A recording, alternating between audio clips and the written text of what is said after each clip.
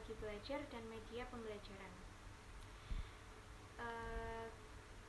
Kita akan menjelaskan tentang ilmu pendidikan.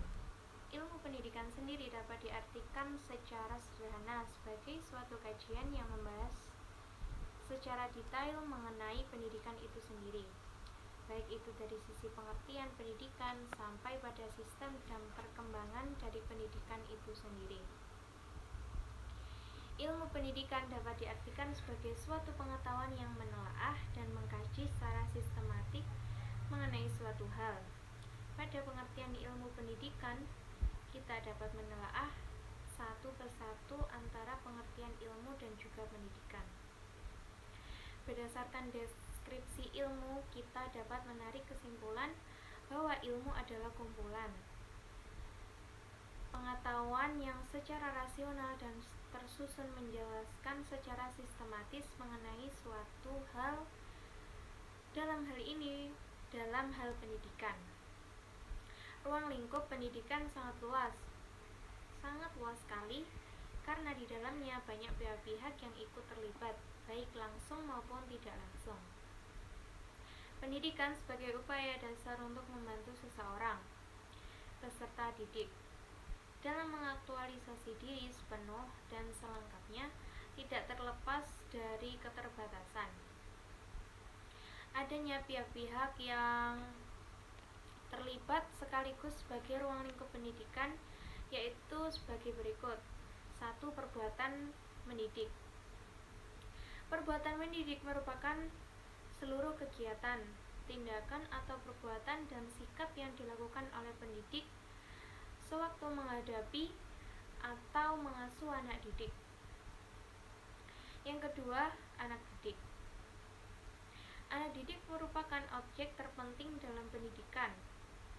Hal ini disebabkan perbuatan atau tindakan mendidik itu dilakukan hanya untuk membawa anak didik kepada tujuan pendidikan yang dicita-citakan. 3. Dasar dan tujuan pendidik, yaitu landasan menjadi fundamen serta sumber dari segala kegiatan pendidikan Islam yang dilakukan. Yang keempat, pendidik. Pendidik merupakan subjek yang melaksanakan pendidikan. Yang kelima, materi pendidikan. Yang keenam, metode pendidikan. Yang ketujuh, evaluasi. Yang kedelapan, alat-alat pendidikan. Yang kesembilan, lingkungan sekitar.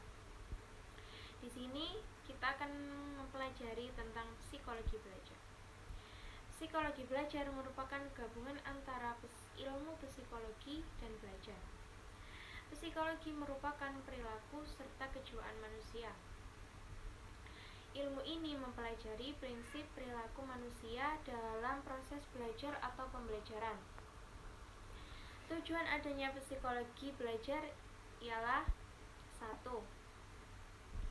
Meningkatkan pemahaman tentang perilaku serta potensi belajar peserta didiknya. Yang kedua, membentuk suasana belajar yang kondusif. Yang ketiga, membantu peserta didik dalam menyelesaikan kesulitannya. Yang keempat, meningkatkan pemahaman terhadap prinsip belajar. Adapun manfaat psikologi belajar. 1. Peserta didik akan mendapatkan bimbingan yang tepat sesuai dengan permasalahannya yang dihadapinya. Yang kedua, guru bisa meminimalisir kendala pembelajaran dengan mengoptimalkan proses belajar peserta didik. Yang ketiga, peserta didik akan mendapatkan pembelajaran sesuai dengan karakter dan kondisi psikologisnya. Sekarang kita akan menjelaskan tentang ruang lingkupnya dibagi menjadi 3 kelompok. 1. Belajar. Ruang lingkup belajar meliputi hakikat belajar itu sendiri, teori belajar, prinsip utama belajar, macam-macam belajar, kegiatan belajar, faktor yang berpengaruh pada belajar, perubahan tingkah laku sebagai hasil belajar, teknik belajar secara efektif, dan sebagainya. Yang kedua, proses belajar ruang lingkup Proses belajar meliputi tahapan dalam proses belajar, perubahan psikis selama belajar, perilaku belajar kaitannya dengan pengalaman belajar, motivasi dalam proses belajar, dan sebagainya.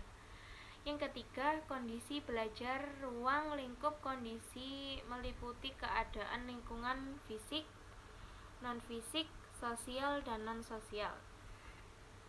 Media pembelajaran adalah suatu kita di sini akan menjelaskan tentang media pembelajaran.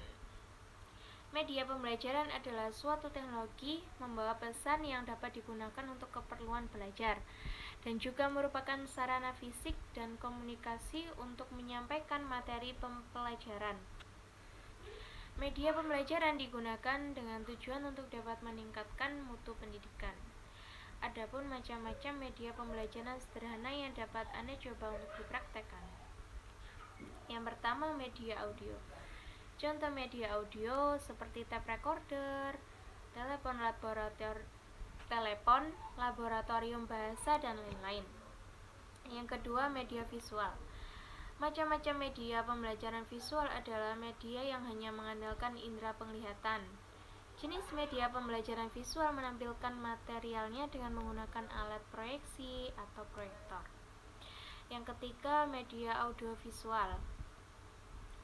Macam-macam media pembelajaran audiovisual merupakan media yang mampu menampilkan suara dan gambar. Yang keempat, media surbaneka.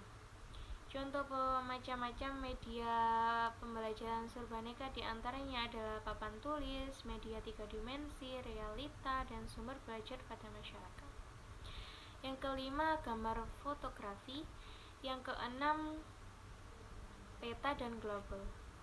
Macam-macam media pembelajaran berikutnya adalah peta dan globe. Ini berfungsi untuk menyajikan data-data lokasi seperti keadaan permukaan seperti bumi, daratan, sungai-sungai, gunung-gunung, dan tempat-tempat serta arah dan jarak. Sekian dari saya. Apabila ada salah kata mohon dimaafkan. Wassalamualaikum warahmatullahi wabarakatuh.